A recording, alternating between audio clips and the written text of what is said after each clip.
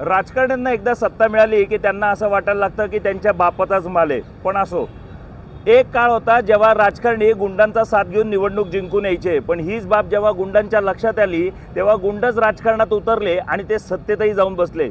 त्या राजकारण्यांच्या विरोधात कोणी जर काम करत असेल तर त्याचा मर्डर घडवून आणण्यात येतो आणि मरायला टेकलेल्या माणसाने जर पाणी मागितलं तर त्याच्या तोंडावर मुतलंही जातं।